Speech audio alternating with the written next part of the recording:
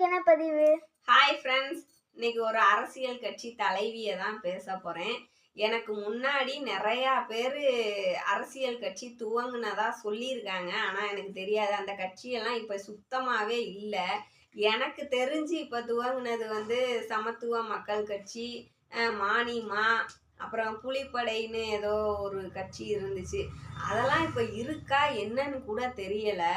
ஆனால் தேமுதிகன்னு ஒரு கட்சி, விஜயகாந்த் சார் நல்ல ஆளுமையாக இருந்து அவருக்கு உடல்நலம் சரியில்லாமல் போயும் இப்படி ஒரு போட்டி நிறைந்த உலகத்தில் தனி ஒரு பெண்மணியாக இன்னமும் இத்தனை கோடான கோடி பேருக்கு தேமுதிகன்னு ஒரு கட்சி இருக்கிறது தெரிகிறதே பெரிய வெற்றி தான் அந்த கட்சிக்கு. இப்போ அரசியல் களம் ரொம்ப சூடு பிடிச்சிருக்கு.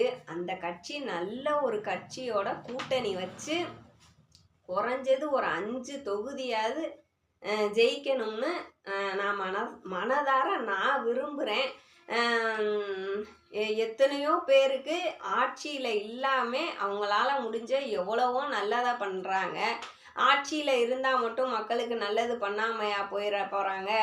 அவங்க ஜெயிச்சா எது நடக்குதோ இல்லையோ 4 பேர் பசியை அறுவாங்க. அதுக்காகவாது என்றைக்கும் அந்த குடும்பம் நல்லா இருக்கணும். பிடிச்சிருந்தா லைக் பண்ணுங்கள், சப்ஸ்கிரைப் பண்ணுங்கள். ஓகே, பாய்.